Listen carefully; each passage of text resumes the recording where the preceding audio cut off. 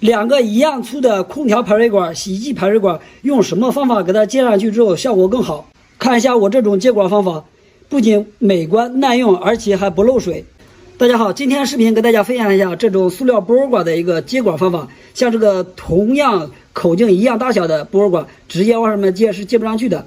这种波管使用的也是非常多啊，像空调的排水管、洗衣机的进水管，还有洗衣机的排水管，都是使用这种塑料波管。接管方法分为3种，接好之后不仅美观耐用，而且还不漏水。我们先从第一种方法来开始，因为是同样的口径，直接接是接不上去的。我们呢就现在需要用一把剪刀，然后呢把这个管子我们给它稍微剪开一个豁口，剪开之后呢，我们把这个管呢给它稍微捏一下，让它稍微缩小一点，然后呢我们就可以把它塞到这个管子里面了。塞上去之后，我们就可以用个胶带给它缠起来。缠好之后，它就不会再漏水了。这是第一种接管方法。不过这个接管方法是有个弊病的。它的弊病原因呢，我们就是可以先把这个给再拆开，我们看一下。我们先看这个内部，接好之后呢，因为这个口缩小了，缩小之后呢，就会减少它的流水量，或者是有一点异物的时候，就会堵住这个管子了。这个方法不算特别好。我们呢也可以采用第二种方法。第二种方法呢，就是把这个豁口的地方我们给它剪掉一块，剪掉之后，我们再这样给它再捏住，这样这个口径就稍微大一点了。然后呢，我们把这个管给它还是一样塞进去。塞进去之后，还是一样用胶带给它缠起来就可以了。这是第二种接管方法，不过这样看着是有一点不美观的。然后呢，我给大家分享一下第3种接管方法。第3种是最好用的。首先呢，我们把这一节给它裁掉。裁的时候，这个剪刀呢，我们要给它裁到这个凹下去的这部分。把这管呢给它裁齐。对，一定要裁齐，就跟我这个一样。裁齐之后，然后这边这管也是一样的，也是需要裁齐。然后呢，我们还是用剪刀给它稍微剪出来一点豁口。剪这豁口呢，我们就剪一格就行了，剪一个波纹。剪开以后，我们看一下，剪开一个小的口子。然后呢，我们把这个管给它塞进去，要斜着塞进去。塞进去一点之后，然后就旋转这边这个管子。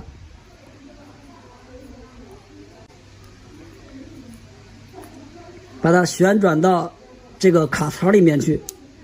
好，我们看一下，旋转进去了是吧？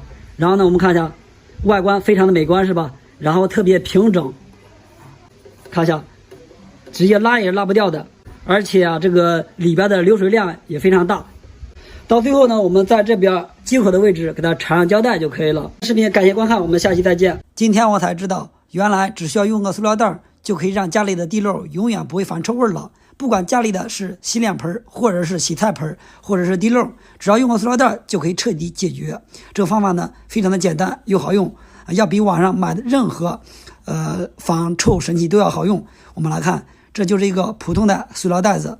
我们首先第一步呢，就是先把塑料袋上面这个提手我们给它剪掉，不需要用这个提手。你看，我们把它剪了之后呢，然后接下来我们把这个塑料袋给它先修整一下，然后呢，把这个底儿也不需要它，也把它给剪掉，不需要用底儿我们只留下塑料袋中间这个位置就行了。然后呢，我们来看一下，剪完后就是一个桶状的，上下是通透的，是个桶状的。这个时候呢，我们就用它，然后把这个下水道管道给它先拔出来。拔出来之后呢，我们把这个带子给它套到这个管上面。我们要选择这个塑料袋中间的位置也就1/2的位置，我们把它套在管上面。然后呢，接下来我们在这里呢，可以用个扎带，也可以用个绳子或者铁丝都可以。我们给它先系一下，给它拧一下，拧牢固了。拧完以后呢，我们接着来看，这样呢，以后地漏的臭味再也不会往上面放了而且呢，它也不影响排水。我们先排点水来看一下，当排水的时候啊，这塑料袋啊就会把塑料袋给撑开啊，不影响排水。我们看一点不影响是吧？是没问题的。当不排水的时候啊，这个塑料袋它就会收缩在一起。等它收缩了在一起之后呢，然后下水道的臭味就不会顺着这个管道反到上面来了啊，非常好用啊。接下来呢，我们把这个给它再塞到这个下水道里面，塞进去之后，我们来看一下，塞完之后呢，然后接下来这个下水道旁边是有缝隙的，这个边也会往外边出味儿。反臭味，这个时候怎么办呢？我们可以把这个多余的这个塑料袋给它放下来之后呢，然后再用个铁丝给它绑一下，我们看，或者是用个绳子绑一下也是可以的。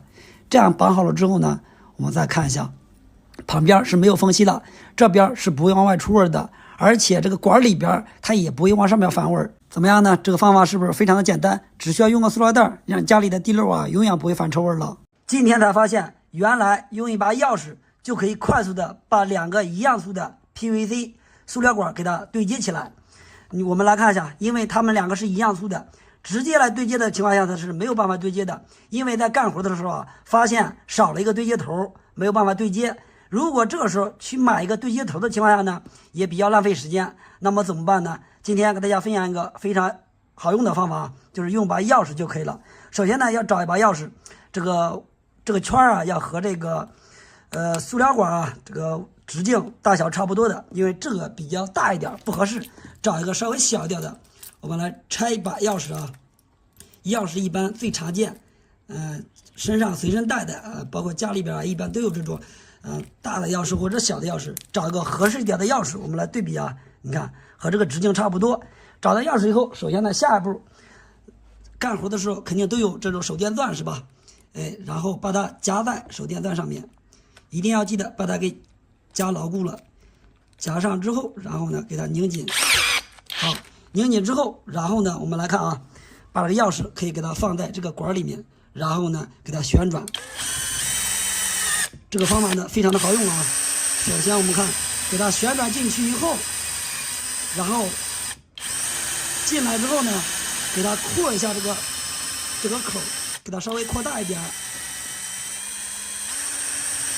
我们看，扩完之后，然后呢，我们来看，扩完以后，你看，这样呢就扩了一个喇叭口。接下来呢，我们把这个管给它塞进去，我们来看，这样塞的也是比较紧的，接好以后也是非常的牢固。就这样给它硬塞进去。如果这个喇叭口有点小的情况下呢，再给它稍微扩一下，扩的合适了以后，然后呢就可以把这管给它对接起来。稍微有点小，我们再给它扩一下，接着再给它扩一下。好，我们看啊，这样扩完以后，接下来呢再把它塞进去，扩了个喇叭口，看，这样呢就可以把它对接起来了。我们看怎么样呢？这个方法是不是非常的简单又好用啊？其实呢，遇到这种情况，用一把钥匙就可以把它给接起来。大家如果还有更好用的方法呢，可以在评论区我们共同学习，交流一下。大家好，我们来看一下波尔管破裂一直漏水怎么办呢？先不要着急，今天给大家分享2种最好用的解决方法。首先呢，先要找到水管破裂的位置，然后呢，我们用个剪刀把它先剪断。剪开以后呢，我们把这块坏的这一节要给它去掉，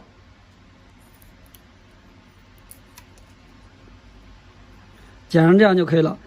然后呢，先跟大家分享一下第一种解决方法，我们需要就是用这个剪刀在这管这边呢剪一个3角的形状，剪个3角形，这一块就不要了。然后呢，我们就可以把这边这样捏一下。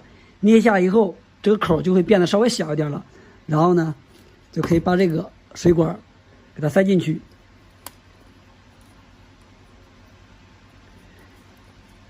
我们看一下，这样也是可以接起来的。到最后呢，用胶带给它缠起来就可以了。但是这种接水管的方法呢，有一个弊端，就是我们可以看一下，因为这个水口变得小了，这样就会增加水阻，然后流水的速度就会变慢。所以说这种方法不是特别完美的。然后呢，给大家再分享一下第二种解决方法。第二种方法呢，就是接好以后呢，非常的美观，而且也非常耐用，也不影响水流的速度。我们可以就先把这节再给它剪断、剪掉，不要这节了。剪了之后呢，我们一定要把这个水管给它剪齐。好，到最后呢，我们给它剪成这个样子就可以了。然后呢，我们把这个水管头用同样的方法也是一样，多余的部分呢都给它去掉。然后呢，用剪刀给这一个水管剪一个豁口，只剪一格就可以了，不要剪得太深。好，剪开一格，就这样就行了。然后呢，我们把两个水管给它对接在一起，放在这个卡槽里面，这豁口里面。然后呢，旋转右边这一节水管，这样旋转，给它旋转进去。我们看啊。看，马上进去了 ，OK， 我们看一下，已经进去了是吧？看，非常的完美，是不是？看一下，这样看的话，几乎就看不出这个水管的接头是在哪个位置。这样弄好以后呢，不仅牢固，而且也非常的美观，它也不漏水。看一下，实际上接口就在这个位置，不仔细看是根本看不出来的。我们再用上这个胶带给它缠紧圈以后，这个水管呢就会变得就更加的耐用。好，我们看一下，这样的无论怎么拉它也拉不开，也不影响水流的速度。用一个膨胀螺丝就可以把两个水管给它接在一起，接好以后非常的牢固，不管这水压再大它也不会撑开，它也不会漏水。这个方法呢非常好用，给大家来分享一下。你来看，这两个软水管都是一样粗的，这样直接接的话肯定是没办法接的。那么我们在接的时候就可以找个这样的膨胀螺丝，我们用这个螺丝就可以了。首先呢，我们把这个螺丝给它先拆开，拆开来以后呢，我们主要就用螺丝上面这个套管，我们来测试一下。你来看，这个套管放进去以后是正好合适的，然后呢，把这一节也塞进去，这样直接塞进去的话，肯定是不牢固的啊。这个时候最关键的一步骤呢，就是我们绑铁丝，绑的时候呢是有要求的。你来看，把铁丝这样从中间给它折一下。折过来以后是一边长一边短，是这样的，一侧长一侧短。我们这样再来接的时候，你来看啊，先把铁丝这样交叉过来了以后，然后把这个长的这边呢不要剪断，给它转一圈，再转过来，然后接下来我们用钳子给它拧起来，把这边给它拧完了以后，接下来我们再来拧另外一侧。这个方法常有的铁丝它是两侧同时受力，同时收缩，所以说这样拧好的铁丝是最紧的，不管压力再大呢，它都不会漏水，非常的牢固。我是真的没有想到，原来用一把钥匙就可以把两个一样粗的水管给它接在一起，不需要用对接头，用这个方法接好以后，无论水压多大，它也不会漏水，而且也不会把它撑开。给大家来分享一下，我们首先来看这两个水管都是一样粗的，因为没有对接头，如果直接这样接的话，是根本没有办法接的。那怎么办呢？我们来看，首先呢，我们找到一把钥匙，然后呢，分为两步来操作。首先，先用个打火机，先烤一下这个水管这头。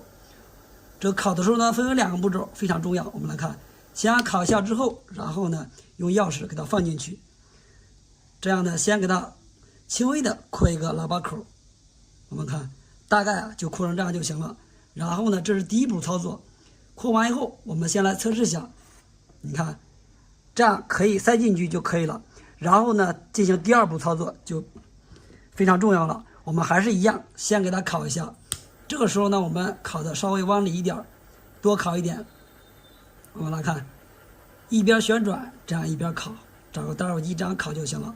烤完了以后，我们来看，然后把这边给它塞进去。我们看，这样塞进去以后，我们看，因为这个它是比较热的，我们给它塞进去以后是非常紧的。这样接好水管以后，它是滴水不漏的，也不需要里边抹胶水。这样接好以后，它不漏水，但是呢，它有个弊端，水压大了以后可能会把它撑开。这个时候我们可以用一个铁丝给它绑一下。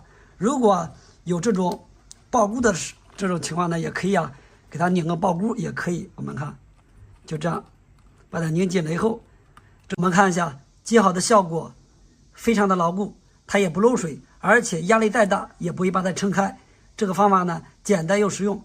原来用2个钉子就可以把水管接在一起，接好以后，不管水压多大，它都不会漏水，而且也不会撑开。这个方法呢，是我从一个绿化老师傅那儿偷学过来的。他们接水管从来都不用买对接头，都是用这个方法接的，非常好用，给大家来分享一下。你看这个软水管直接接的话不行，它是比较软，所以需要找一个这样的塑料管，然后呢，在这个上面可以给它抹点胶水，然后我们把这头给它塞到这个里面。经过2步操作完以后，水压再大它也不会撑开，也不会漏水。你看，把这边抹上胶水以后，然后接下来把另外一头再给它抹上胶水。抹胶水呢，它是不会漏水的，但是呢，它水压大了以后还会撑开，需要进行下一步。你看，我们把这头也塞到这个软水管里面以后，接下来我们进行第2步，然后我们在上面拧上2颗钼丝钉，把这钉子给它拧透。这样接好的水管压力再大它也不会撑开。很多绿化老师傅们啊，从来不买对接头，都是用这个方法。2个硬水管不一样粗，差别特别大，没有对接头怎么把它接起来呢？有10个水工师傅啊，都有9个人都不会接。我来教你一招啊，很轻松就可以把它们接起来，而且一点也不漏水。给大家分享这方法呢，首先呢，我们就用一点这个胶皮，用剪刀给它先剪下来2块。我们看啊，用这个呢可以防止水管不漏水。你看啊，我们就这样给它先剪下来1条，一共呢需要剪下来2条。这个操作方法呢非常简单，学会以后啊，以后在接水管的时候就不需要用对接头了。你看啊，剪下来2个之后，然后呢我们把它套在这个粗水管上面，里面套一个，然后外面套一个。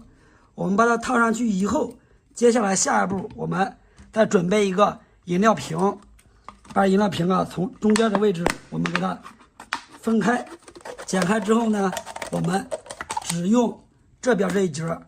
接下来我们把它先套在水管上面，然后我们用打火机给它加热一下，这样一烤，你看这个瓶子就可以收缩起来了。这边接好了以后啊，它是不会漏水的，因为这里面有个密封条，非常牢固。然后我们再来接这一边，这样直接接是不行的，所以说呢，我们还需要用个打火机把另外这一头我们给它再加热一下。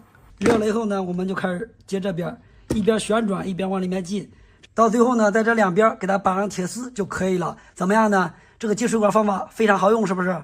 家里的水管漏水了怎么办呢？我这个你看一下，滴水非常快，大概就是10来个小时就可以滴1盆的水。这个热熔完以后呢，水管用了大概7、8年，现在呢开始滴水了。这个明显呢就是热熔的时候呢没有热熔好。有些朋友可能会说，解决这个方法呢也非常简单啊，直接换一个这样的弯头就可以了。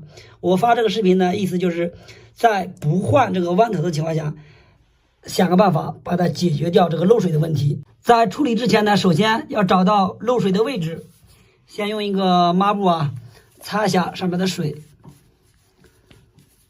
然后呢摸一下它的位置是在什么地方。这边是没有漏水的，在这儿可以看到有水是吧？这边说明它这个漏水的位置呢是在这个内侧这一段，看是有水的，就是在这个位置。现在呢，先把阀门关掉，把它关死。关完之后，首先看一下我这个上面这水管呢是通过这个冷水管进到热水器里面，然后呢热水下来，只要我的阀门在打开的状态下，它这儿就会一直漏水。好，现在看一下不漏水了，先把上面这个水啊再给它清理一下，擦干。我的解决方法呢，就是用一把电烙铁把这个漏的地方给它焊住，因为这个在内侧有点不太好操作，直接把这管给它掰一下，然后找到漏的地方，把这个焊的开口的位置啊给它弄住。其实我从店里面回来的时候，想拿热风枪给它焊一下，热风枪效果更好。像汽车的保险杠啊，壳子坏了以后，它就用热风枪焊接的效果很不错。还有就是家里啊，像补盆的用的东西呢，一般都是用那种热风枪，找点这样的下脚料，给它再加一层，那个效果比电烙铁效果更好，但是呢忘了拿，现在就用这个电烙铁来给它修补一下，看一下效果怎么样。好，处理完后呢，就这样的。我先用电烙铁在这缝隙里面给它插入，让它完全融化，然后再从这个弯头上面这些厚的塑料把它融化之后，又弄到中间这缝隙这边了。我看到网上有很多水电师傅分享的就是用电烙铁来修补的方法。现在呢，打开阀门以后看一下，已经不漏水了。压力不大的情况下是完全没问题的。我先用一段时间，如果不好用，下步给大家分享更换上面的弯头。软水管接水龙头，10个人啊，有9个人都接错了，这样直接接上容易漏水，而且压力大了以后呢，也很容易把它给撑开。这个软水管比较细，直接接不上去，即使接上去了也容易漏水。我们可以找个硬水管，但是呢也是插不上的。这个时候啊，我们可以用打火机给它先烤一下，烤完以后用手给它捏一捏，给它先做个尖儿出来。你看这样做好尖了以后啊，然后我们呢在上面给它再抹点洗洁精，洗洁精啊可以起到一个润滑的作用。这个时候呢，我们再来接就行了。你看，即使啊前头有个尖儿，这样往上面直接往里面插的话，也很难插进去，非常吃力。所以直接往水龙头上接，那就更接不进去了，因为上面有螺纹，是吧？你看费了半天劲才把它给接上去。然后我们再来接这头，因为这两个也是一样粗，直接接不了，所以啊，先用打火机给它先烤一下，烤软了以后，然后呢把水龙头插到里面，慢慢的把它拧进去就行了。最后呢，可以啊用铁丝给两边固定一下，如果有包固的也可以固定一下，这个才是正确的接水管的方法。压力再大它也不会漏水，非常的牢固。今天给大家分享一个驴打滚快速绑铁丝的方法。在平时啊，我们在绑铁丝的时候，千万不要这样直接绑了，这样直接绑呢容易啊绑不结实，然后呢用力过大了以后呢，就是拧过火以后，这个铁丝根部啊很容易把它给拧断。今天给大家分享这个驴打滚的方法呢，就不会出现铁丝中间拧断，这个根这样拧断，而且呢就是绑好以后非常的结实，非常的牢固。我们看像这种绑法呢，拧的你看拧几下呢，这根啊很容易断，怎么样呢？就这样。然后这个驴打滚的绑法呢，就是啊，首先把这个铁丝先给它这样套过来，对折过来，然后呢把这根这一块给它窝一下，窝成这个样子。接下来用一个螺丝刀把它穿过来，我们在这儿呢旋转这个螺丝刀，就可以把这个铁丝给它绑起来。我们来看，这样旋转，这样滚就可以了。你看转一圈，然后呢接着再转。这个方法绑好以后非常的结实，非常的牢固。我们看它这个驴打滚这个方法呢，就是啊，无论怎么拧啊，这个根部啊一般很不容易把它给拧断。因为这个绑法呢，它这个铁丝收紧的时候呢，在我们拧的时候啊，这个根这一块它也是在收紧的。收紧的同时啊，你看这一块了没有？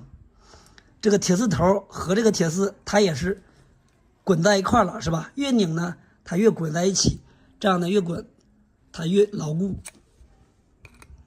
就这样，看到没有？拧好以后啊，非常的牢固，非常的结实。这个方法，这个方法呢就是驴打滚快速绑铁丝，它一个非常好用的方法。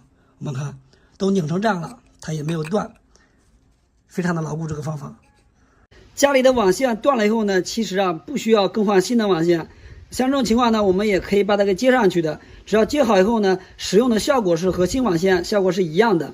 给大家分享2种接网线的方法。这2种方法呢，第一种这个方法呢是非常的实用，而且也特别专业。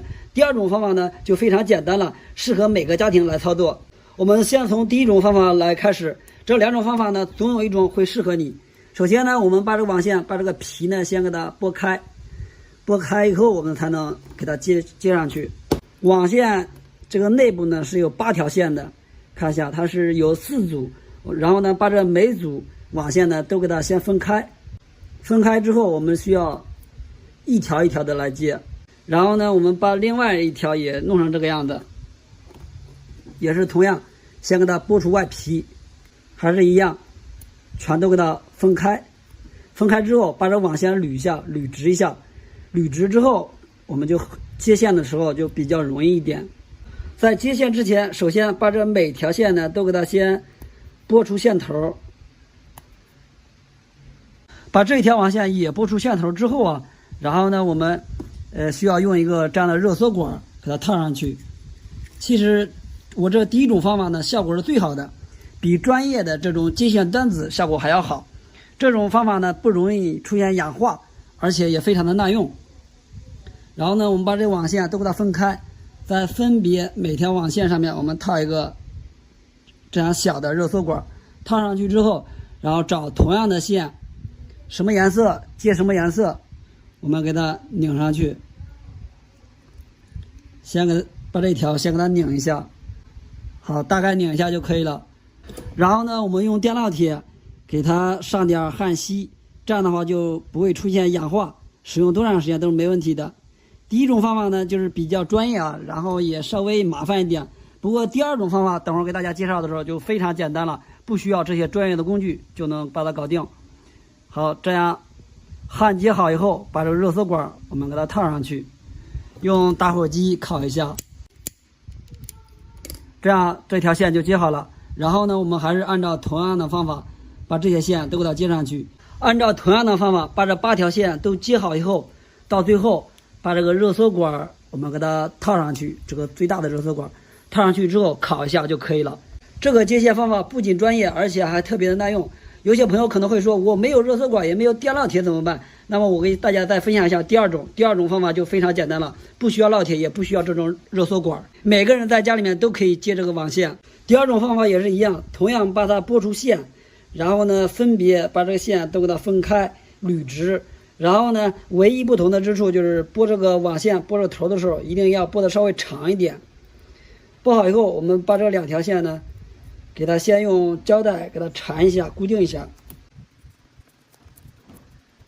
然后呢，我们分别找出同样的线啊，也是同样颜色的。先把这个橙色，我们看一下，橙色把这2条线给它拧一块儿。这个拧的时候呢，一定要拧的稍微紧密一点，多拧几圈。如果拧的少的情况下，可能用一段时间之后氧化或者一些别的问题会出现接触不良。只要把这些同颜色的这些线呢都给它拧在一起就行了。8条线都接好以后啊，然后呢我们就开始用个胶带给它把这些线呢给它缠一下，做个结缘就可以了。然后缠一圈之后，然后再压一条这个线，接着再缠，然后呢接着再压一条这个线，这样分别把它们都区分开。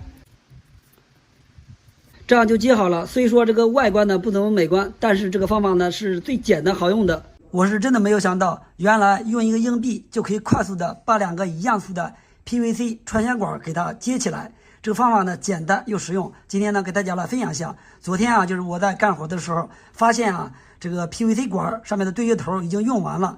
这个时候啊，如果去买一个的话，来回太耽误时间了。今天给大家分享的方法呢，其实我们可以用个硬币就可以把它给接起来。你看一下，这2个 PVC 管都是一样粗的。如果这样直接接的话，肯定是没有办法接的，是吧？我们找一个硬币，硬币呢我们都知道，你看有1元的、1角的、5角的，还有1毛的，它的大小都不一样。我们找一个大小合适的，比如就这个1元的，我们来对比一下这个直径，这个有点大。那么我们找个5毛的再来测试一下，你看一下，这个直径是一样的，我们用它呢就可以快速的把管接起来了。其实如果没有硬币的情况下呢，找一个就这样的铁垫也是可以的，大小一样就行。这个也是合适的，我们用这个铁垫也是可以的。在操作之前，我们首先呢先把这个铁垫给它安装到手电钻上面。用这个方法呢速度是比较快的，我们先给它夹在钻头上面。好，夹上去以后，我们来看，接下来呢，我们用这个接的时候啊，先在这个管里面给它先穿一下，给它扩一下口，给它扩一个喇叭口出来。我们来看，这样慢慢的旋转，让这个铁垫旋转到塑料管里面，钻进来以后，然后呢，我们左右晃动一下，给它再扩一下。尽量呢把这个喇叭孔往里面扩得稍微深一点。你看，扩成这个样子，基本上呢就差不多了。然后呢，我们来测试一下，先把里边这个碎渣给它清理一下，清理完以后，我们把这管给它塞进去。我们来看，这样也是比较紧，对接好以后也是非常牢固的。我们看，把它给捅进去。接完以后，我们来看这个效果还是非常不错的，你看怎么样呢？大家如果还有更好用的方法呢，我们可以在评论区共同讨论学习一下。感谢大家观看。在狭小空间拧螺丝，这个螺丝总是掉，拧不上怎么办呢？特别是我们在拧一些不锈钢螺丝的时候，就算这个螺丝刀上面有磁性，那么也是吸不住这个螺丝的，怎么办呢？给大家分享2个非常好用的方法，特别是第2种啊更好用。你来看第1种，首先呢需要准备一个电工胶带，然后呢给它撕下来一截，把这个胶带反过来，然后呢把这个螺丝从这边中间给它穿过去，然后呢把它再粘到螺丝刀头上面，这样呢你来看螺丝就不会掉了。来测试一下效果，看一下怎么样。